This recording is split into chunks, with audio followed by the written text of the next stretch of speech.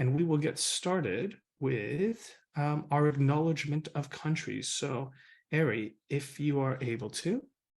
Of course. We at Young Change Agents would like to acknowledge the traditional owners and custodians of the lands on which we work and pay our respects to Indigenous elders, past, present, and emerging. Sovereignty has never been ceded. It always was and always will be Aboriginal land. Jeff and I are presenting to you today from Darug country. Yes. And yes, whenever you're ready, Jeff, let's get into it. I'll just do a brief introduction to myself and about myself and Ari. So my name is Jeff Messina. I'm head of learning with Young Change Agents. I came from a education background, teaching in primary schools and bringing entrepreneurial education to years as grades and years as low as year 4, actually. And really happy to be here today to share design thinking and design challenges with you. I'll throw over to Ari. Yay. My name is Ariel, or Ari, whatever you prefer to call me. I am the New South Wales Programs Manager, and I'm here at YCA because coming to Australia as a new immigrant, it has been really challenging. And the way that YCA gives opportunities to young people to find their passions and to pursue them really inspires me. And I'm so grateful to be here and learn alongside everybody. Amazing. Thank you so much, Ari. This actually brings us to the reason why YCA exists. So as you can see on the screen, part of YCA's mission is to help young people see challenges as opportunities. And we know that requires a growth in mindset, skill set, and tool set. And to develop an entrepreneurial mindset, it can't be done by reading it in books. It has to be done, right? We also know, based on some reports back from Deloitte and Foundation of Young Australians, is that those students who progress, who have enterprise skills, are over a year and a half ahead of their peers in terms of finding full-time work. And they're also, the jobs of 2030 will require these enterprise skills. And in addition to that, we know where Australia stands in terms of entrepreneurial education, and we've got a ways to go. And so that's, again, why YCA is here. And we focus on a couple different areas, which you can read there. But one I might call attention to is lifelong learning. So rather than just providing a program that is done once and that's it, we try to create a range of programs, like you'll see on the next slide, a range of programs and a number of different educational pathways for students and also teachers to develop their entrepreneurial education and skills. Great.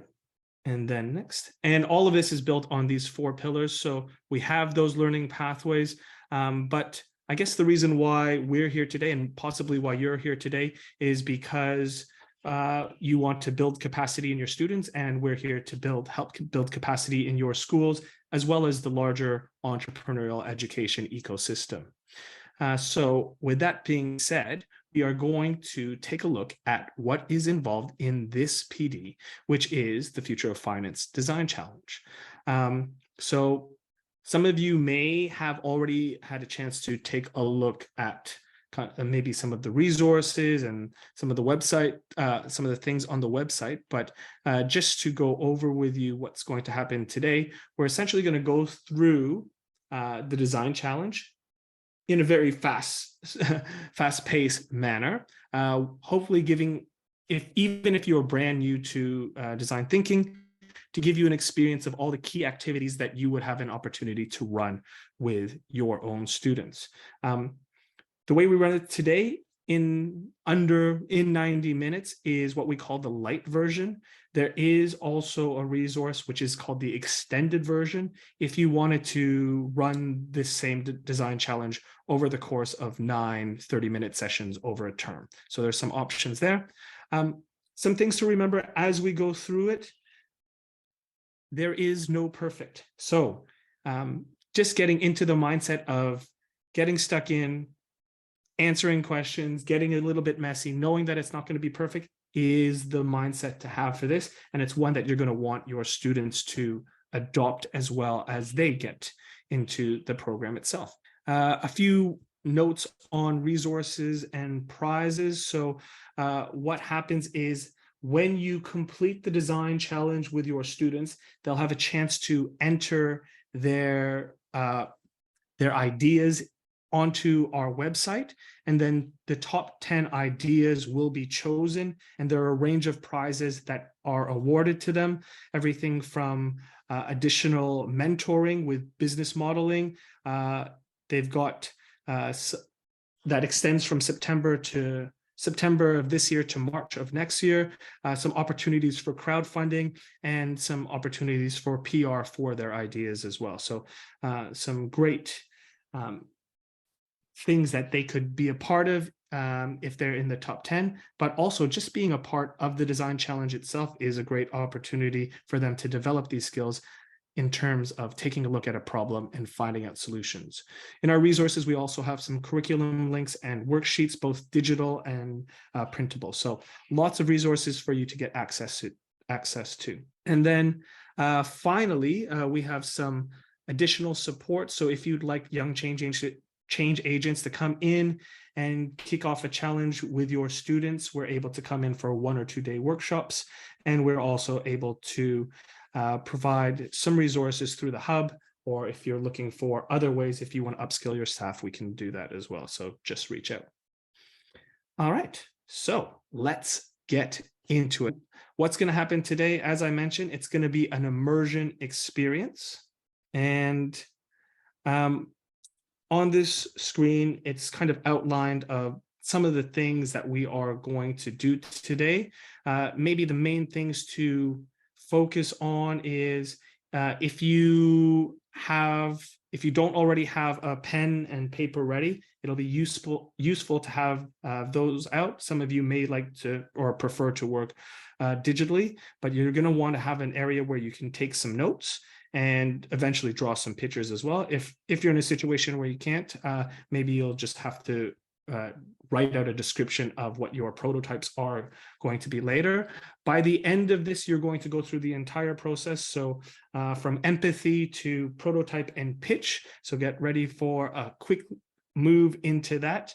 And I think it's time to introduce our challenge. So this is the agenda of how you could run it in as little as 90 minutes, and that's how it would move through. As I said, today, we're going to run it just a little bit under that based on our introduction and a few other items. And there is also the option to run it over the course of 9 weeks. So let's get started. So with your students, the first thing that you're going to do is you're going to introduce them to the challenge theme, which is Future of Finance. You'll introduce them to design thinking process if they're not already familiar with it. Even with students that have done design challenges before, I find that it's great to just remind them of all the different pieces, and we'll take a look at a video today about that. And then we're also going to take a look at 4 themes that are part of the Future of Finance challenge. Today, we're going to focus on one, but in your particular circumstances, you may choose one for the class, or you may show them all of the options and let the students decide themselves. Great. All right, so our main challenge here is kind of what we said at the beginning, which was how might we see money differently, and thinking about the positive and negative impacts of having that knowledge and not having that knowledge, and not looking at money in different ways. So we're going to start with, now that we know what we're going to do, we're going to approach it through a design thinking lens. So we're going to start off with this design thinking video, just briefly overviewing the process. So Ari, if you could. Design thinking is a 5-step process to come up with meaningful ideas that solve real problems for a particular group of people. The process is taught in top design and business schools around the world. It has brought many businesses lots of happy customers and helped entrepreneurs from all around the world to solve problems with innovative new solutions. Step 1. Empathize. The purpose of Step 1 is to conduct interviews that give you an idea about what people really care about. We need to empathize with their situation. For example, if you want to help old people, you might find that they want to keep the ability to walk around. In your conversations, they might share with you different ways they can do that. Later into the interview, you'll want to dig a little deeper, look for personal stories or situations where things became difficult. Ideally, you redo the process with many people with the same problem. Step 2. Define the problem. Looking at the interviews, you can now understand the actual needs that people are trying to fulfill with certain activities. One way to do that is to underline the verbs or activities that the people mentioned when talking about their problems, like going for a walk, meeting old friends for tea, or simply going grocery shopping around the corner store. You might realize it's not so much about going out, but more about staying in touch. After your analysis, formulate a problem statement. Some elderly are afraid to be lonely. They want to stay connected. Step 3. Ideate. Now focus only on the problem statement and come up with ideas that solve the problem. The point is not to get a perfect idea, but rather to come up with many ideas, like unique virtual reality experiences, senior-friendly hoverboards, or a modified pushcart. Whatever it is, sketch up your best ideas and show them to the people you are trying to help, so you can get their feedback. Step 4. Prototype. Now take a moment to reflect on what you have learned from your conversations about the different ideas. Ask yourself, how does your idea fit in the context of people's actual lives? Your solution could be a combination of a new idea and what is already being used. Then connect the dots, sketch up your final solution, and go build a real prototype that's just good enough to be tested. Step 5. Test. Now test your prototype with actual users. Don't defend your idea in case people don't like it. The point is to learn what works and what didn't, so any feedback is great. Then go back to ideation or prototyping and apply your learning. Repeat the process until you have a prototype that works and solves the real problem. Now you are ready to change the world or open shop. To experience design thinking firsthand. And we've got it laid out like this. So empathize, define, ideate, validate, prototype. This is the process that you'll take your students through, and this is what we'll go through today. And we start off with empathizing. So we're going to start off with an activity, empathizing. And as I mentioned before, we've got 4 themes here, but for the purpose of today, we're going to focus on one, and we're going to focus on the theme of doing good with money. So how might we use the money? How might we use the money we earn or have to make our world a better place? And what we have here is, when you introduce the themes to your students, we have a range of different videos for each theme. We're only going to watch this one with doing good with money. It's an opportunity to give them some context of what this theme is about. And it'll also be an opportunity for some questions, for them to generate some questions and ask you some questions about possibilities or what this problem is really about. So Ari, if you are able to, could you push that? Thank you.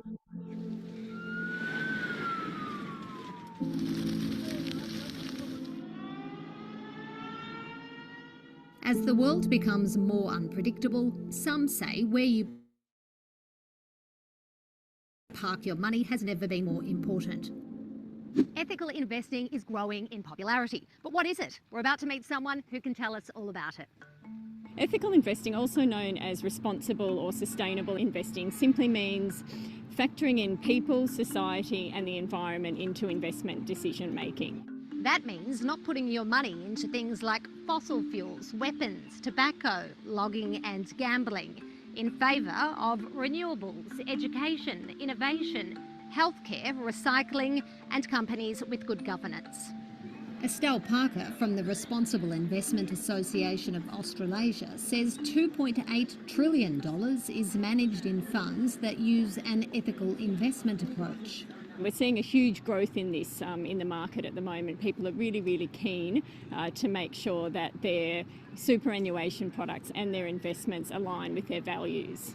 But how do you actually go about doing it? Well, there are three main ways. You can call your bank or super fund, ask what they're investing in, and if you don't like it, consider switching. Or you can buy shares in companies or exchange-traded funds that align with your values.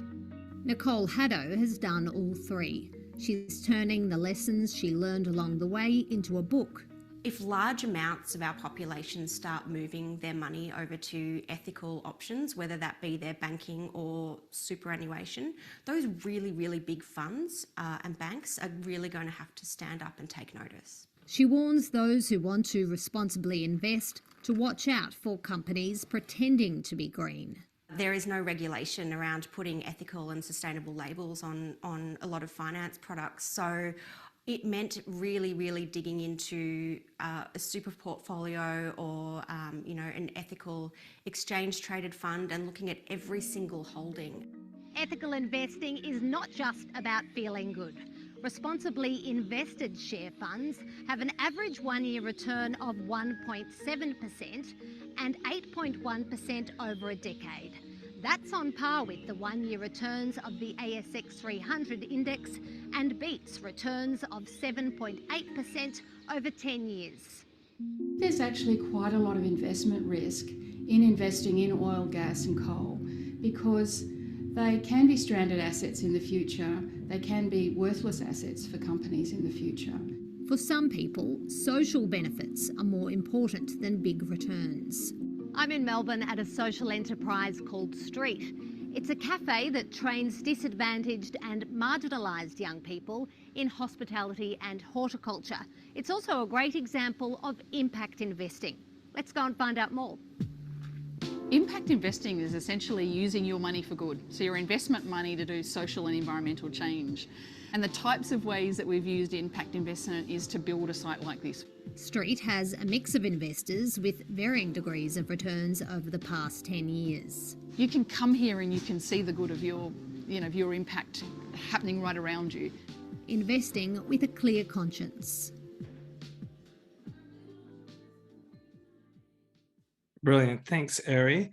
So after a video like that, I'm sure students will have some questions. Usually you might generate some additional questions with them, and then you would move into an opportunity for them to conduct some empathy interviews. We've got some of those additional videos for the other themes, for money and health, gaming, and then earning money in different ways. But we're going to move into, because we have our theme already, we're going to move directly into the empathy interviews. And the reason why we're going to do empathy interviews is it's really important for the students to empathize with the person that they're trying to help so that they can come up with a solution that actually addresses their needs.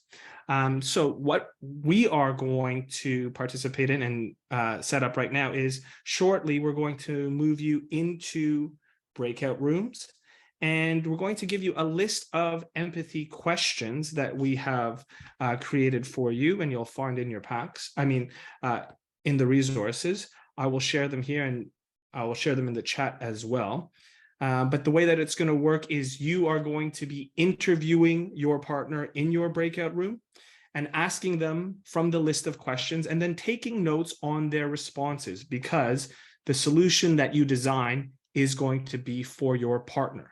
After 4 minutes, they're going to do the same thing. They're going to swap over. They'll ask you the questions as well and take notes to come up with an understanding of how you view the problem and what might, subtleties and elements of what you see as the problem. So if you've printed out the worksheets, or this is what your students would use, there's a question set for each person, and we'll take 4 minutes each. And Ari, if you're able to go to the next slide as well. And these are the questions. So what I'll do is either screenshot this. I've also dropped it into the chat so that you can have it there as well. So I'm going to just share it there, and hopefully you'll be able to pull that one out and be able to see it. But if not, take a quick screenshot of this so that you are able to, when we put you into breakout rooms, ask questions of your partner. Any of these questions, you may ask follow-up questions so that you can get to that point of understanding and empathy. Welcome back, everyone. Hopefully you had an opportunity for both sides to ask questions, and hopefully there was some insights either in how you answered, because I know I had some, because some of these things I hadn't thought about, and then in that moment I had to think about it. And so insights about the person's answers, but also insights about the process. So we'll open it up for, again, just 60 seconds. Does anyone have anything to share about what they learned from going through these empathy questions, about themselves, about the other person, or about the process itself? So if you'd like to unmute yourself, or if you would like to write it in chat. I was just going to say, Jeff, I think the best bit about the process is that these aren't the types of questions that you usually ask yourself. You know, you might think about it, but it's not something that you can ask yourself. So sometimes it can be quite confronting. If they're your values and then you realize you haven't actually done anything about those values. So I think it's an interesting process to go through for anyone. Yeah, thank you, Renee, for sharing that. I know I did feel that myself, and I think it might make us realize, oh, maybe this is a disconnect, or maybe it's an opportunity or a problem within that we can help to address as well. So lots of opportunity for exploring those things, but thank you for sharing. And I do agree, it can be vulnerable place, especially if it's got some alignment with values as well. We have you. some Great. Here's in the chat. Level of ethical investment is relative to where people are at in their lives. So price versus ethical decisions. And I can definitely relate to that. You want to do good, but it's so darn expensive. Yes, that came up on our side too. Yeah, oh, these are excellent. Thank you, guys. Great. So from these empathy questions, we would now move on to problem definition and how might we. So I'm going to hand it over to Ari, who is going to lead this section. Oops. Oh my, I'm just trying to come back into the world of the living. Hi again. So I actually do recognize a couple of names here, as I've run a program at their school before. And they might be familiar with the problem definition stage, where now that we've had a chance to really empathize and hear each other out, express how we're feeling, we get to narrow it down a bit more so that we can solve one problem at a time, especially since time is of the essence. We can't solve all of them. How do we narrow down that one problem you want to solve today? So with your students, it's going to be really challenging because, and someone brought it up, that everybody wants to jump to a solution. Everybody wants to do a million problems. Not very realistic, and that's okay. Just remind them that as you know, their solution, their aim is to solve one main problem, but their final solution might be able to end up solving multiple problems at once. But we need to start with focusing on that one problem. So from your notes, have a look at your interviews and think about which problem that was brought up would make the greatest impact. You know, so excuse me, what solution to what problem would make the greatest impact for your priorities? And that's, you know, you give a story, you give an example. I want to give back to a charity, but I don't know how to choose. How do I learn about what charities are worthwhile? Which charities are ethical? And this is one of the worksheets, again, that your students will be seeing themselves. This is what it looks like, the problem definition. And we're going to look at it in 3 steps. The first step is establishing what is that main problem you want to solve for the partner that you chatted with just now. The second part is asking, what are the causes? Why does this happen? How did we get here? And lastly, we take that problem and we flip it. We flip the scenario and we turn it into, instead of, oh no, we have problems, it's how might we be able to address these problems and improve the situation? So Everybody has their paper. Could we please do one at a time? The first one, what is your main problem that you would like to solve today for your partner? We'll have maybe 1 minute. I know a lot of pressure, but we warned you it'd be fast and it'd be fun. And if somebody already knew, like, I know exactly what I want to be addressing, amazing. I encourage this fast-paced thinking. Then when you're ready, the next step. What we often do in our programs, whether it's a discovery, an explorer, a YINC, what have you, we encourage the young people to keep asking why. Sometimes they ask why 3 times, and sometimes they ask 5 times. And I've had kids ask why 10 times because it's about getting to the root cause of the problem. So why is it so hard for me to buy ethically? Maybe because there's not enough accessibility. Well, why isn't there enough accessibility? These ethical companies aren't getting funding. Why aren't they getting funding? Because it's going to all the unethical companies. You do get into a bit of a rabbit hole, but I promise, usually you get to a good spot and you're like, there, that's the cause of my problem, and that's how I plan on addressing it. Then lastly, how might we? So my problem is it's not accessible.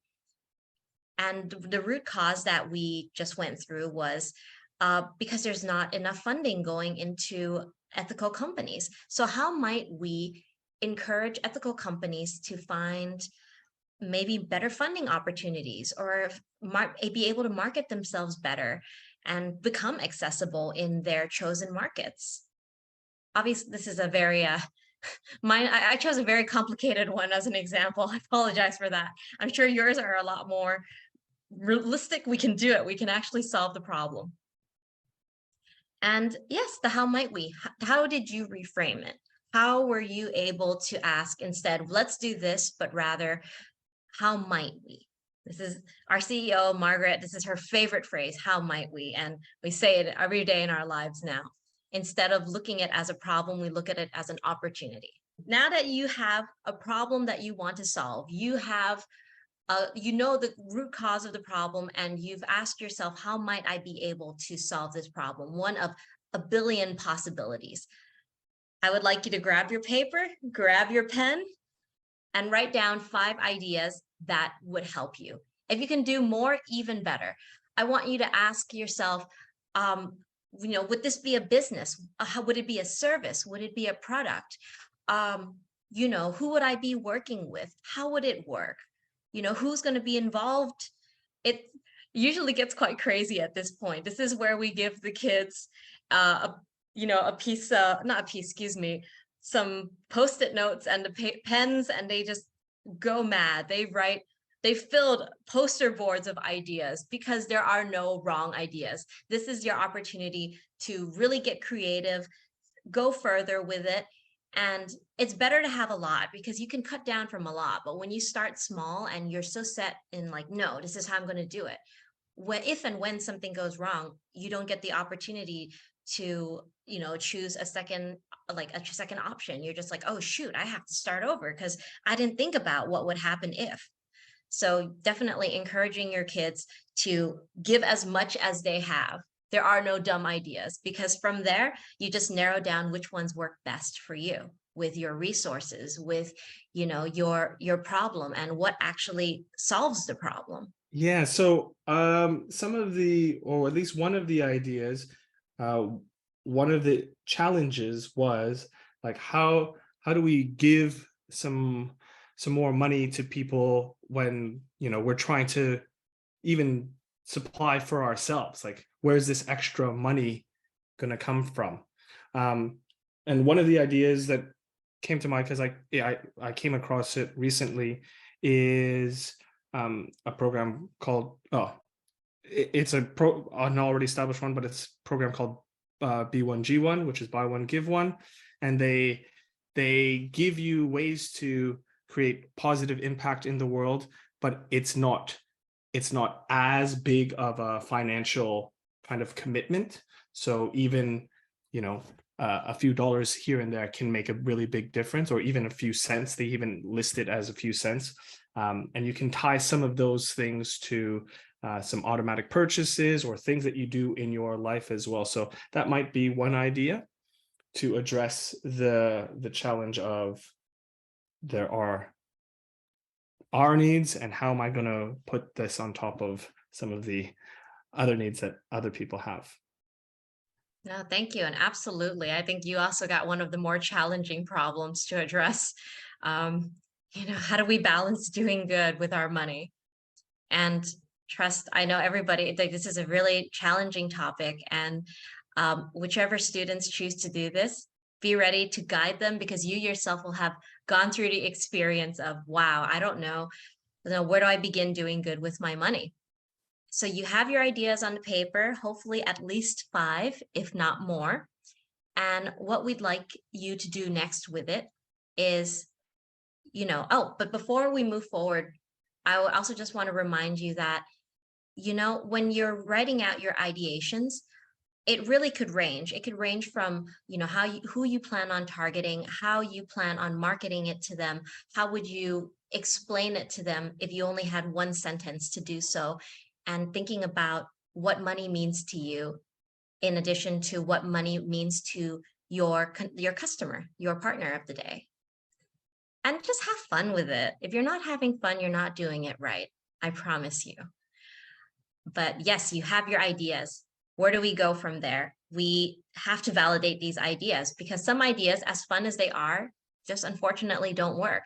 And what we want your kids to be able to do is take these ideas and really find potential in bringing it to life. And that comes with validation. Yes. So at this point, your students would go back to their partner, and with the ideas that they came up with to possibly solve, to address their partner's solutions, they were going to share them back and get some feedback on which ones seem to work, which ones actually address the problem, which ones make sense, and how can we add to them and even modify them so that we can get them to work. So we're going to have an opportunity to have 5 minutes, actually 4 minutes now, to go back to our partners and just share some of the ideas, as wild as they might be, or as crazy as they might be, or as if even if it makes you feel like, oh, it only makes a small difference.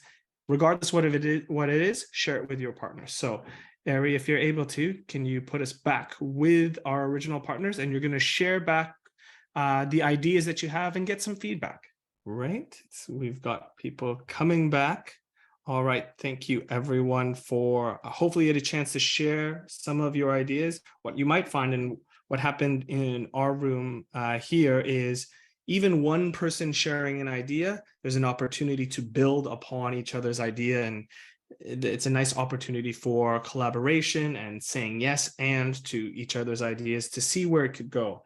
And from our group, we realized part of our solution could address 2 things: raising awareness for consumers and clients and customers, and then building in a mechanism for easy implementation once they know what's going on. So depending on what problem you looked at, you might come up with similar or a variety of different pathways to make it work. But thank you for going through validation. So after validation comes prototyping.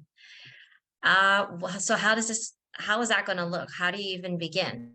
You've got your information, your ideas, you've cleaned it up, you've refined them to become something that is going to work. At least it's going to work in theory, because when you speak to a stakeholder, such as the government or potential investors, potential customers, whoever, it's really important that you also find some sort of visual representation to highlight the work you do.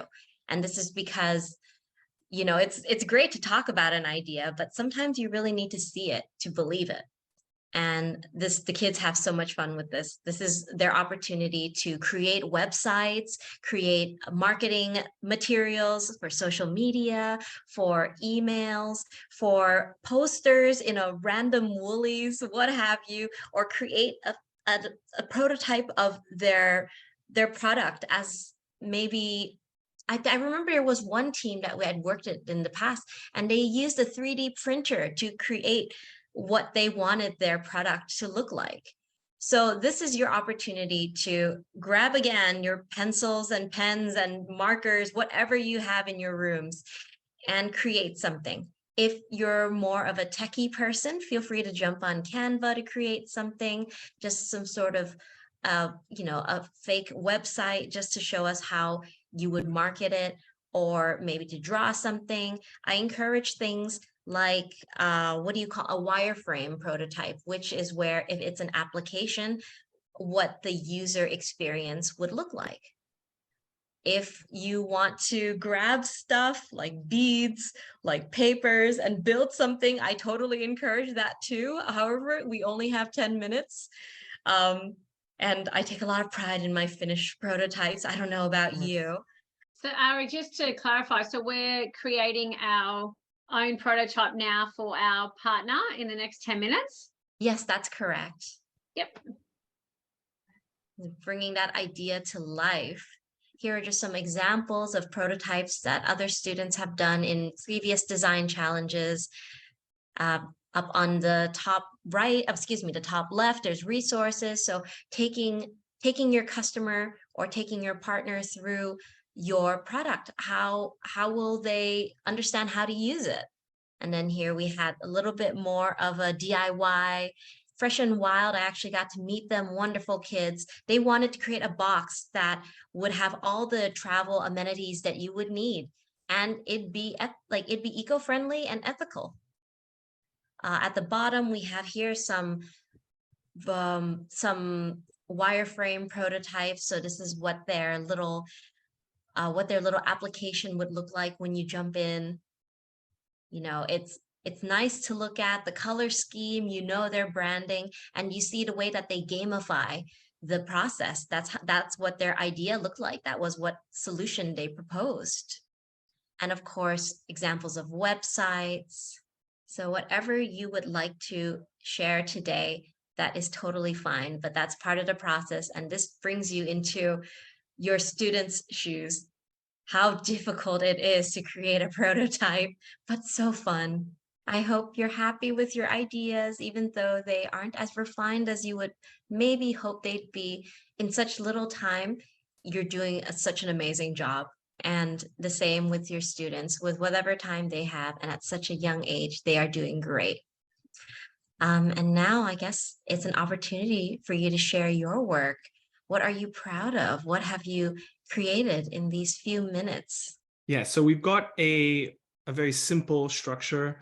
If you take a look at the example here, it says Jackie's problem is that she wants to save for a car, but isn't a great saver and needed a tool to help her. Our team created a friends accountability saving app called Save Buddies, where friends can set goals for each other and hold each other to account. Friends can send emojis and reminders on payday. So it's just their initial 30-second pitch of what they've come up with. Mine isn't that pretty, but it's just a bunch of Post-its that I will explain to my partner and hopefully get some feedback to see if she thinks it would be a good idea.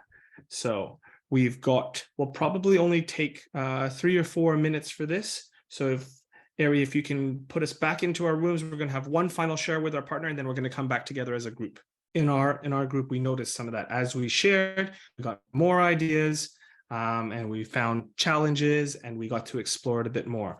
I might just open it up to the group right now to see if there are any insights or reflections after sharing your prototype with your partner or your group. And as we mentioned, this was an even accelerated version of the Light Guide. So we did it really in less than 90 minutes. So typically you'd have a little bit more time with your students. And as I mentioned before, there is an option to do it over 9 weeks and really stretch it out. So for those students who want to do a bit of research, want to spend more time on their prototypes, they have that opportunity. All right, so Ari, we might just move on to our next steps. Oh, thanks, Renee. Different prototypes based on skills and interests. Yes, yeah, there's a lot of different options, and letting students have the choice to see how they would create it is a great thing. Now, Ari's quickly going through the process of on the screen what you would do after they've come up with their prototype and their idea. They would enter it in, and through that, the top ideas will be chosen for some of those great prizes. Once you have put it in, you can edit it and update it. So there's an opportunity for iteration. If they have a little they've put their project up and they're like, oh, wait, we haven't considered this, or now we've created this physical prototype, or we've built a website, they can start to add that as well as social media links. And then from us, it's an opportunity to, I'm going to put it into the chat. So we've got a Facebook group for those who are looking for connection and support within design thinking. It's our Entrepreneurial Educators Facebook group. So you are welcome to join us there. There's the link as well for joining the actual design challenge. So if you haven't already joined it, please do. Harry, if you're able to, could you drop the link for signing up to the design challenge in there as well, if you're able to grab it? And as we start to wrap up for tonight, always curious to know what people's top kind of insights and takeaways are. So if you could put that into the chat, that would be really useful for us, so we know which things really resonated with you. And Eric, can you go one more slide so I can show, just go through some of the next steps. So as mentioned, if you sign up for the challenge, and this is, we provide this free to educators all across Australia, you'll get access to the 2 different ways to run it, the light or the extended version. If you join the Facebook group, you'll be able to ask us questions about running your challenge. And if you have questions about getting additional support in terms of professional development for your school, or if you'd like us to run the program, you can do the same thing. And over the next coming months, we will be announcing the prizes and tips on entering the challenge, and the judges as well. So stay tuned and make sure you've got access to or have whitelisted our email, so you know what's going on in terms of that. But I think that is it from my side. Eric, well, thank you. Wherever you're joining in from, we really appreciate you spending the time with us. And if you have any questions, there's multiple ways to reach out. So we've got Facebook. Make sure you sign up for the challenge. And yeah, if you need support, reach out.